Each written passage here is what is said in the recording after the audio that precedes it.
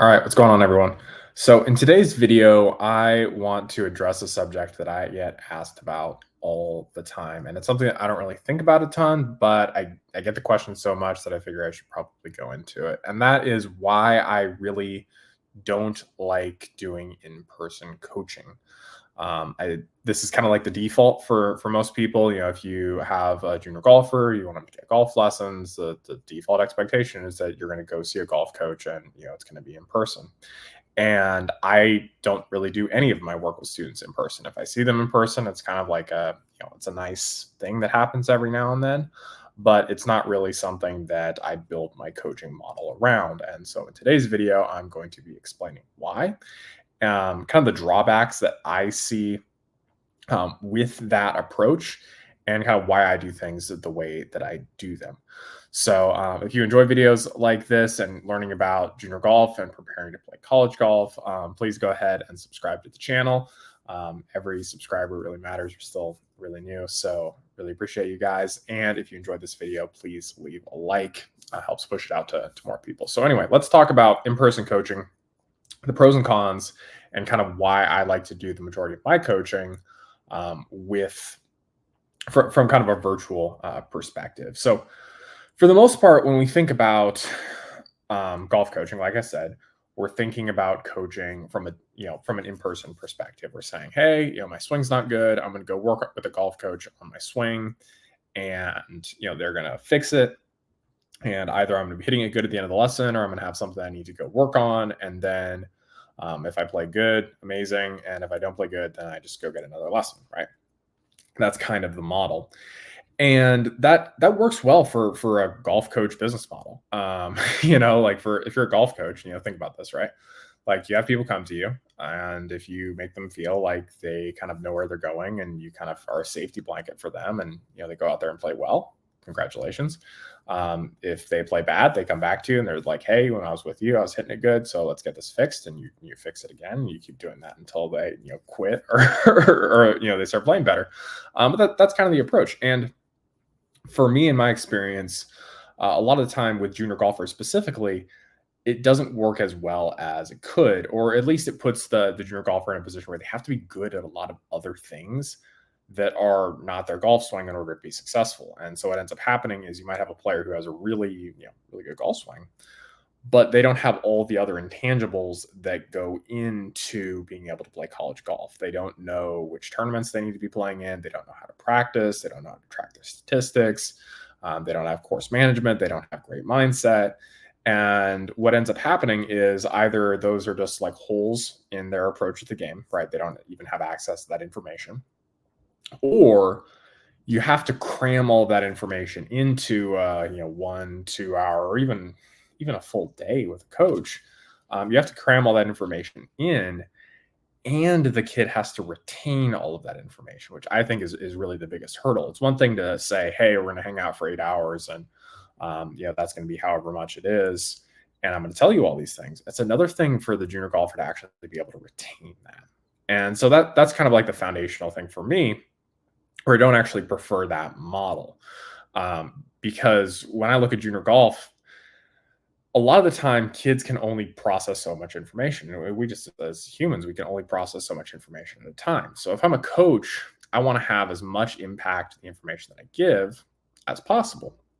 And so the way that I'm going to do that is by stretching that out over a longer period of time, but increasing the number of touch points and the ease of the player being able to have those touch points. So, when I'm working with a player, I might not talk to them for like hours at a time, but what I might do is say, okay, cool, here's this first thing that I need you to do, or here's this homework that I want you to do.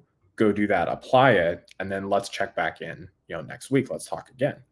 And then they have access. They can message me at any time. I do a weekly call with all my students, so they're able to ask questions there as well, and continuing kind of learning. But it doesn't have as much of a fire hose effect. It can be very streamlined to be able to say, okay, cool, here's what's going on in your game. Here's the main thing we need to fix. Go fix that.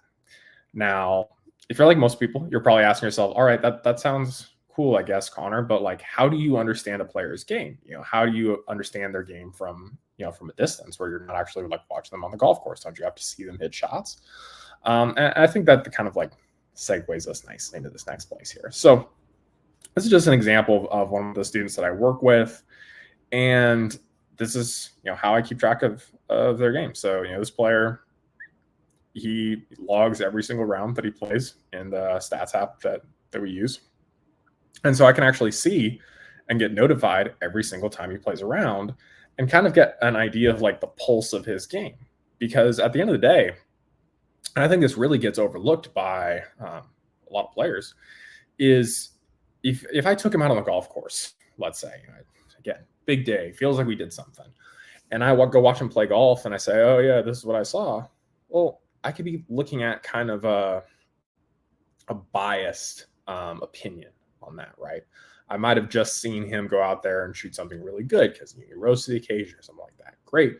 There's not a lot to coach him on, right? Because if you just went out there and shot 69, like if your scoring average is, let's say, 75, it's like, what am I supposed to push you to shoot 65 and get you in that headspace? No, I want you to keep doing what got you there to shoot 69, which is probably you're hitting pretty good, you're hitting a ton of greens, you're not making any dumb mistakes, and you made a few putts. Like, it doesn't really tell me that much. And sure, I can act like it does. I can pretend like it does, but it doesn't tell me that much. In the same way, if you go out there and you're nervous and you play poorly, and I can say, oh, well, you just don't have it yet, you go work harder and all this other stuff. It's like, it's not helpful. I'm getting a skewed sample. And so if you know anything about, statistics and patterns, you actually want to see the player, kind of present a little bit of a pattern. You want to see where are scores going, what are kind of the recurring problems, and what's kind of one-off unique stuff. That's super important. And so you can kind of see here, his last score he entered, he shot 69 in a tournament, really, really good. But here's another one, he shot 79 in a tournament. So 10-shot gap. Well, if I went to this round or this round, I might have said, oh, we've got all these things we need to fix. In this round, I might have said, oh, it was super amazing. But what's actually a lot more helpful for me is that I can actually see the difference between these and say, okay, well, what broke down? What was good? What wasn't? Right. So in this case, on this 79, he actually hit the ball pretty well. He actually didn't hit it so good on, strokes gained wise on the 69. Okay. That's interesting. Hit it, drove a little bit better off the tee, didn't drive quite as well here. But the biggest thing that I see is like we've got a 3-shot swing on our putting and on our short game. So what that actually kind of tells me, and this isn't the deepest thing in the world, but like, hey, if we let our putting really go or we let our short game really go, that's going to hurt us based on kind of how his game works, as opposed to maybe our ball striking. Maybe our ball striking could be a little bit, we don't have to worry about hitting every shot really, really close. So this is just kind of a high level perspective on this, but I just kind of want to highlight, like, as a coach, this is much more valuable to me than going out and seeing one round of golf with him. I want to be able to see all the rounds that he plays. And so I can actually say strategically, this is the part of our game that we need to focus on. And so this is what I'll do with students is I'll pull their numbers and say, all right, cool. Well, here's where we're starting. Here's where we want to get to. Here's what that's worth, right? Like that's how we're going to, to approach this stuff here. And so that's kind of the approach that I take with students. And I also do check-ins with them. So I can also actually, document, okay, cool. Here's exactly where we're at. Here's where we're starting. Here's what our objectives are. Here's the things that we're trying to change and improve.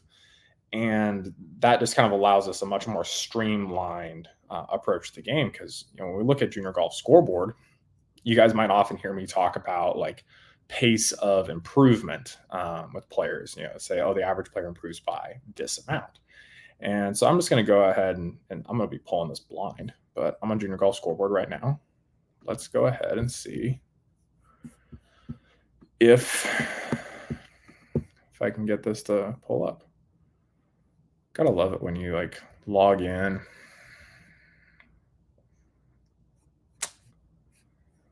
Oh, that's obnoxious. Okay, well that's loading. I'm just going to kind of come back to this other side of this.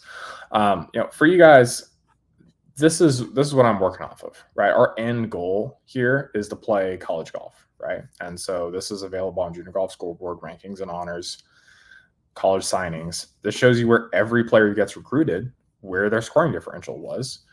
And this is your end goal. This is where you're trying to get to, right? And if you know this number, Like that's thing number one. Those of you who might be asking, what do I need to do to play college golf? Well, are you ranked? If you're not ranked, like that's step number one, right? And I've got other videos that go over it, but go to tournaments and results, search for tournaments, find some in your state that are ranked. You need to play in at least 4 per year, and boom, then you'll have a starting point. But this is where we're going here. So let's see if I can get this to actually pull up. Okay, there we go. So this player just like randomly picked here. But you guys hear me talk about rate of improvement, right? So we've improved by a certain amount over a period of time. I'm pulling this completely blind, so I don't know how much background this player has, but okay, cool. So this is August, right? This is where he's at right now. He's one of the best players in the country, -7 scoring differential, really, really good. Where was he last August? He's improved by 0.3 shots. Hopefully you guys can see that. Let's go to the August before that. He improved by essentially 5 into 7. So he improved by, let's see here. I'm just going to pull out my handy dandy calculator. If you guys are faster at decimal math than I am, then you can knock it out quicker. So he improved by 2.19 shots. Now, if you took those and averaged those out over the last 2 years, he's improved by an average of 1.25 shots. Now, this is one of the best players in the country. You could obviously say, hey, it's a lot harder to improve, at this higher level. But again, let's continue and go backwards on this. We can say the year before that, he improved by 3.57 shots. Okay, cool. So you can kind of see here that he had a really big spurt between these two years. It was probably his freshman year. That's typically where I see a lot of big improvement here. And then the year before that, we see he improved by about 2.25 shots. So again, guys, like when I talk about this, these are very small increments of progress. This is not a very fast thing that's happening here. And so when we're looking at like how much does your junior golfer have to improve, it's like they need to improve by very small increments over the course of months and years. And you need to have a way to measure that, because you just go out there and do it on feelings, you're going to have a lot of chaos. And even if you talk to your junior golfer and kind of ask them, how much do you want to improve over this next year? I bet you they're going to say like 5 shots, 7 shots, 10 shots. What do you think you should be able to shoot? They're going to give you some ridiculous number. And it's really important that we stay grounded in reality, because if we don't stay grounded in reality, we're going to make really poor decisions about what we should be doing or shouldn't be doing. The example would be if you think that you need to make par or birdie on every single hole, well, when you hit it in the trees, well, you're going to try and hit that crazy sling, hook or slice out of the trees from a bad lie, because you think that that's what you need to do in order to score. Versus if you understand, once I've hit in the trees, like making bogey is a good score, well, then you just pitch out into the middle of the fairway and know you're going to hit the green probably, whatever percentage of the time you're going to hit it from wherever you lay up to, probably like 100 yards, something like that. You're going to hit the green 70, 80% of the time. You're going to make bogey a decent chunk of the time. Then when you make bogey, you feel good about it rather than being all frustrated that you made bogey because you hit in the trees, right? And so that's why it's so important to understand, like, where are we trying to get to? What's reasonable to expect of ourselves? And when it comes to coaching a junior golfer and saying, okay, cool, where do we need to put our focus? Are we improving at the rate that we need to? What do we need to change? What do we need to improve? It's a lot more effective to actually be able to sit back and not be in person, not have to deal with the logistics of that, and just make sure that they can get constant feedback so that they can improve consistently. And so that's really the approach that I take. And so you might be asking something like, oh, well, Connor, don't we have to look at, the golf swing, or don't we have to do these different parts of the game that we might have to look at? And yeah, we do, but we want to be able to see that in kind of an overall trend, like for this player right now, like I would say, we're on a generally positive trend here, but let's say one of these was negative. Well, then I wouldn't want to just go blow up his whole game. I'd want to go into that specific area and say, okay, cool. Like, why are we struggling here? We want to look into that, right? And that might be a information gap. He might not know something. We just need to actually just have a new piece of information. he might not be thinking about something the right way. He might not be practicing it right. He might have just gotten off vacation and just hasn't found his footing quite yet, or he's been grinding on it for a long time and he's not getting better. Well, then we know that there's a technical thing, right? And so you might be saying, okay, cool, well, that's a time frame person, right? Maybe sometimes, yeah, but for me, a lot of the time, like, it's pretty easy to get a player's swing up on Analyzer, and you can kind of outline a lot of what's going on just by looking at the golf swing from a distance. And that might seem foreign to some of you guys. Some of you guys might be more familiar with it. Maybe you've worked with a coach on Skill List, but a lot of what we're going to do here is going to be set up at address. It's going to be set up kind of to about P2 here. And if we're in decent spots there, we're going to be in a decent spot on the top. We're going to be a decent spot in transition. And again, golf's going to be pretty dang simple. And so I don't like introducing lots and lots of complexity with my students. I like to make sure that they have touch points on a regular basis as needed. Some players need it more than others do, so that they're able to consistently improve. And we can just focus on, hey, we're improving, we're moving in a good direction. We don't need to touch anything. Like, even if there's something that could be improved, we don't have to touch it right that moment. Because again, if we have the context of, hey, we're only going to improve somewhere within this range, well, then we can make really good strategic decisions about which things we want to attack and which things we want to change. Because there's always a probability that, yeah, we could improve it. We could also make it worse. And so we want to balance those things, right? So if I have a player that I'm working with where they've improved by, say, 7 shots over the course of a really short period of time, well, I'm not going to touch anything, right? Because we've already improved a ton. I'm probably going to tell them, hey, let's just keep playing golf and get comfortable with this level of performance because we've improved a ton, right? If you win a big hand in poker, you don't necessarily need to double down on the exact next hand when you have kind of a questionable hand. You just say, okay, cool. We just keep the main thing, keep focus on the things we've been focusing on. We don't need to change stuff. And so, on average, you guys saw me kind of work through one of those progression logs. On average, when I look at across the board on Junior Golf Scoreboard, average is about 1.18 shots. That player improved a little bit faster than normally. At the 1 year, there was 3.5. But for the most part, it was, somewhere between 1 and 2 shots. Average about 1.18 in my experience. That player is probably a little bit exceptional because, again, they're one of the best players in the country. When I work with students, I see an improvement about 2.71 shots per year. It's been trending up, but that's kind of where I see it. And so, again, if you know that, and you can say, all right, well, I'm wherever I'm at on Junior Golf Scoreboard, which again, it's just go play in the tournaments, playing 4 of them, you're ranked, you got it from there. All right, cool. Then you can say, all right, cool, where am I right now? Where am I trying to get to? What program do I want to play at? And then just do the math. Like, how many shots do you have to improve by? And how much time do you have to do it? Divide those out. That'll tell you how much you need to improve per year.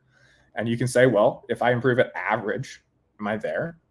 And, if you're interested in getting help, you can run my numbers and say, okay, well, what if I improve by, 2.71? And again, that's an average. Some do better, some do worse, but that's just the middle ground there. Where does that put me then? That's going to give you a lot of clarity. And so once again, I know this is very different and a lot more kind of organized than just kind of your standard in-person lesson, but that's the way that I approach things. And I think that's why I've been able to have the success with players improving as much as I have. So anyway, I hope this video is helpful for you guys and just kind of understanding the methodology there. And, if you're not already, doing something like that, there might be an opportunity to improve if you're just a little bit more deliberate about where you put attention and kind of how you approach the way your junior golf is developing. So if you guys enjoyed this video, go ahead, leave it a like. And if you want to see more stuff like it, then go ahead and hit the subscribe button. I'll see you guys next week.